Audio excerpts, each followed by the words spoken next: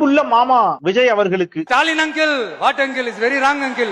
மரியாதைக்குரிய நம்முடைய முதலமைச்சர் அவர்களை ஆங்கிலத்தில் அங்கிள் என்று அழைக்கிறார். நாம தமிழ்ல விஜய மாமான்னு அழைக்கலாம், ஒன்னும் தப்பு இல்ல. அப்புறம் விஜய் அதை சொல்றாரு, நான் மாமா.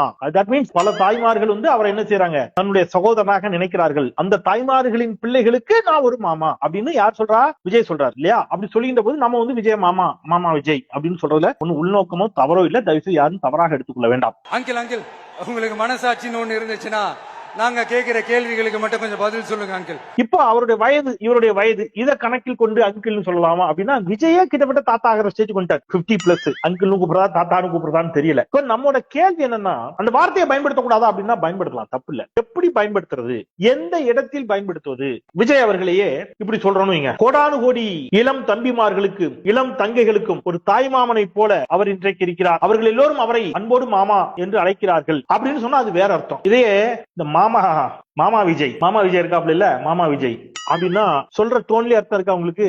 நேற்று அவர் அழைத்த தொனி, அழைத்த முறை, என்ன மாதிரியான விமர்சனங்களை வைத்து விட்டு தமிழ்நாட்டினுடைய மக்களால் தேர்ந்தெடுக்கப்பட்ட ஒரு முதலமைச்சர் அங்கிள் என்று அழைக்கிறார் என்பதற்குல அங்கதான் சிக்கல். Very very first uncle, very very first. என்ன சார் சிக்கல்? உரிமையோடு அப்படி அழைக்க கூடாதா?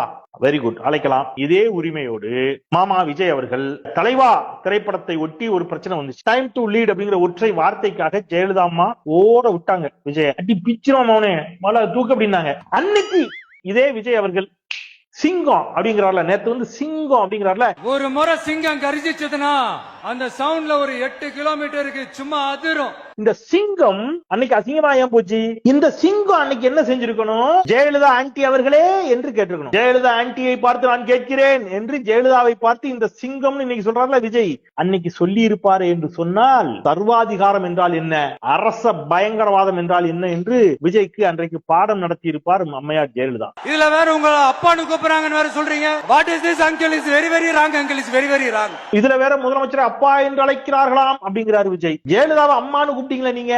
மாண்புமிகு தமிழக முதல்வர் அம்மா அவர்களை சந்திக்கணும்னு சொல்லிட்டு ஒரு அப்பாயின்மெண்ட் கேட்டிருக்கோம்.